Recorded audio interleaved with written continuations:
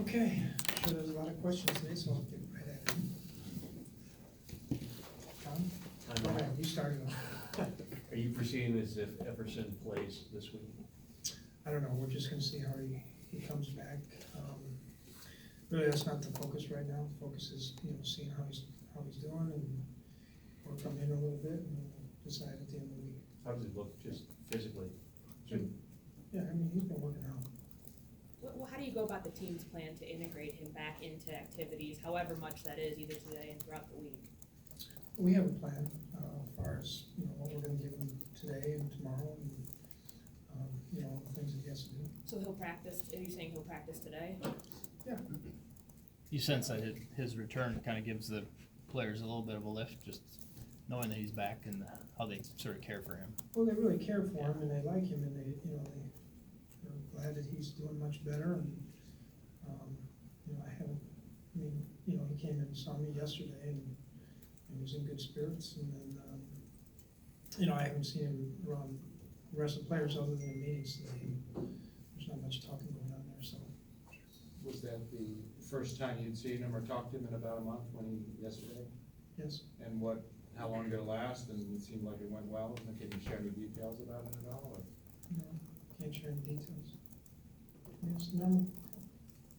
Like just in terms of what I guess he's gone through and to see him getting to the point of rejoining the team, what does it mean to see, everything that he's tried to work through to get back to this point, I guess? Yeah, he's done a lot of work.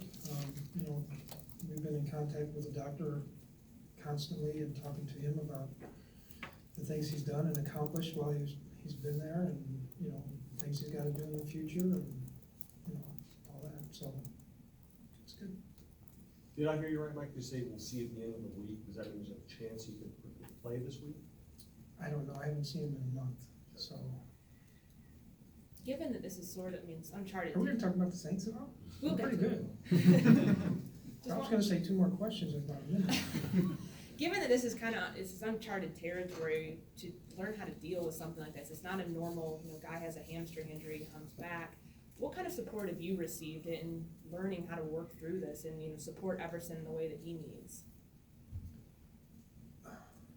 Well, I don't wanna get into too much, but I bet you there's people in this room that have had to deal with these kind of issues as well, and so, everybody in life has probably had to deal with some kind of these different types of issues that go on that aren't necessarily hamstrings, and, I know people that,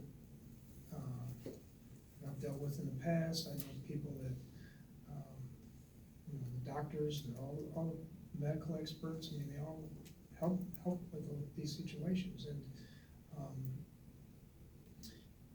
but I don't think this is as unique as what we're making it out to be. This is an illness, and he's done a good job of helping to get better and continues to try to get better, and he's probably gonna have to continue to do that, just like we all have to do in life. We all have to try to improve in the things that we're working on and getting better at. Can I ask you about your Saints? You say offense, yeah. Oh, the Saints, we're good. Well, your offense is very good. You have a lot of long touchdowns, very good between the 20s. It doesn't seem like you have a lot of scoring opportunities in the red zone. Is that because you don't need them? Because you haven't needed them? And Well, it's been week to week. I think last week we were 2 out of the 4 in the red zone maybe, and, it's a point of emphasis for us. We have to do better in the red zone when we get in there. We like to be, 100%, but, we've been fairly good defensively in the red zone, and so, that's one of our areas that we're always working on with the entire football team, the offensive touchdown percentage and third down conversions in the red zone, and same consequently with the defense as well. So,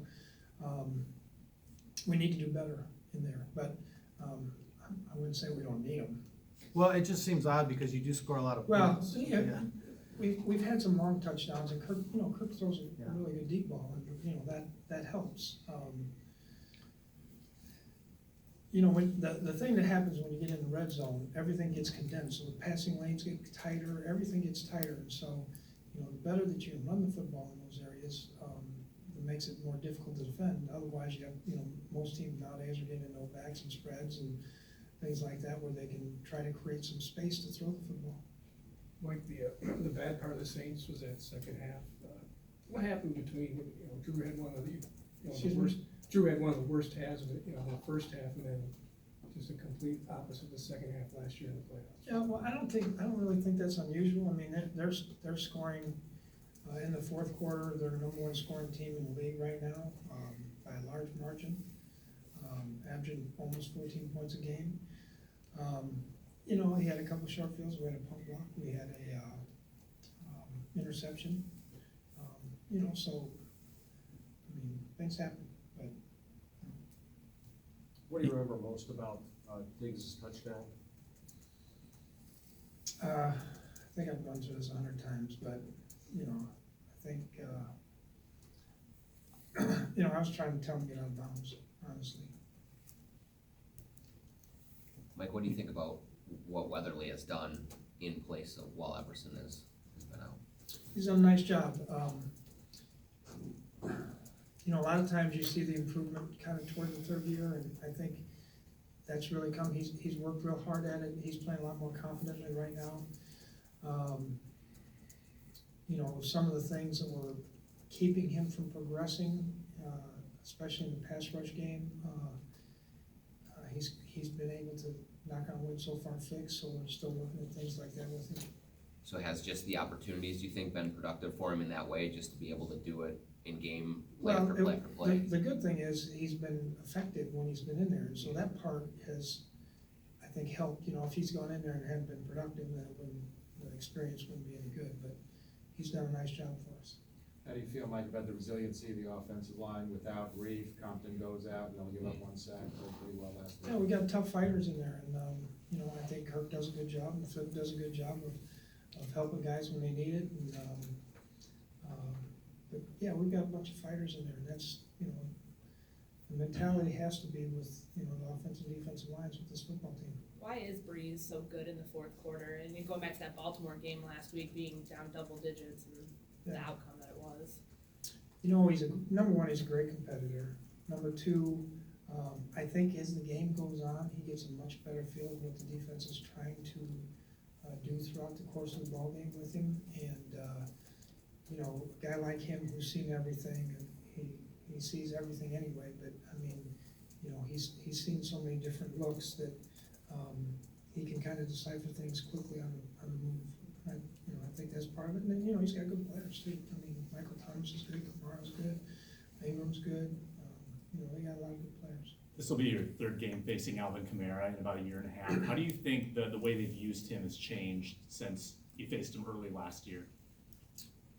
It hasn't changed much since the playoff game. It changed, you know, obviously changed some from the beginning of the year, just because they were using more of a, you know, a scat back kind of receiver thing. But he's a good runner. You know, he reminds me of Eric Dickerson the way he runs. You know, he's got a little bit of an upright lean, but he's physical. Catches the ball well out of the backfield. He's got the good stop and starts. You know, so. None of our players know who Eric Dickerson is. Wow. What do you think is kind of the signature of a Sean Payton offense? Indiscriminate. Just going to anybody at any time, is that what you mean? Call anything, anytime. Call anything, 2nd and 1, he might be in no backs. It's action shots on, you know, first in possession, it doesn't matter. Formations, movements, personnel groupings, he doesn't care. I don't think he cares about down and distance. Does that make him one of the more difficult guys to plan for? Yes. Sean's good. Sean's a good coach. I mean, you know, he's a good friend of mine. We went against each other a lot of times when we were in Dallas. I mean, you know, we didn't really go against each other. We were in Dallas, you know, practice all the time. But no, he's innovative. He's smart. He finds good matchups. You know, uses players in great ways. You know, their tempo. You know, they'll sprint 4 guys on the field and they'll get to the line of scrimmage and snap the ball, they don't, they wanna take the defense's breath away, is really what they wanna do. You said on Monday, you thought they'd come in with a chip on their shoulder just because that's the way they usually are anyway. Does that come from him, you think? Yeah, he's got a chip on his shoulder too. So is Breeze. Like, what made Holton Hill a priority after the draft, and did you think eventually you'd get down to him, just given the nature of injuries in the league? Probably not, but, we really liked him in the draft. We thought he had length and the characteristics we were looking for as a corner. He's a tough guy, tackles well, can run, has physicality, can get in and out of breaks. But, I mean, corners always get hurt. I mean, it seems like, you don't go through the season with the same two corners every single ballgame typically. And so, that's why, everybody laughs at me, we need one more corner, but, it's kind of proven out now. How have you seen the work that Terrence has put in with Holton pay off so far? Yeah, Terrence spends a lot of time with not only him, but a lot of these young guys that they were in the office early today. They're talking about certain things, talking about another set of eyes, another way to help him decipher a lot of things that the offense is doing. Trying to work with technique on him. What are you worried about most, Mike, what are you worried about most whenever you have a young guy, especially a rookie going against a guy like Brady? I'm really not worried about this guy as far as the game being too big for him or anything like that if he has to play. I feel like he's a competitor, but he's going to get into some matchups that may not be great, but I don't know, I like this kid. So if Kamara reminds you of Eric Dickerson, who does Taysom Hill remind you of? And maybe just the way that they use him. They use him all different ways. Right. Sometimes he's a tight end, sometimes a receiver, sometimes a running back, sometimes he's a quarterback. I don't know, what's that dude's name from, they got the Heisman from Colgate or wherever it was? Didn't he do a bunch of stuff? Holy Cross. Holy Cross? I don't know. Or you lock bomb? There probably hasn't been very many guys like him in the NFL, he runs fake punts, he runs the option, blocks like a tight end, catches the ball like a receiver. I don't know. Time for two more. What are the chances that you'll have Anthony Barr and or Xavier Rhodes on Sunday? Pretty good. Okay. Can you explain the type of impact Teddy Bridgewater had on this team last year, even though he wasn't playing, but just him coming back and being in the locker room every day? Yeah, Teddy is he's a guy that everybody gravitates to.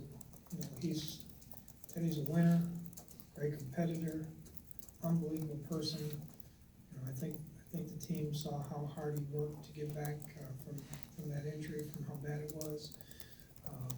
I've got nothing but praise for him. Like I've said a million times, I thought he'd be the quarterback for the rest of my career.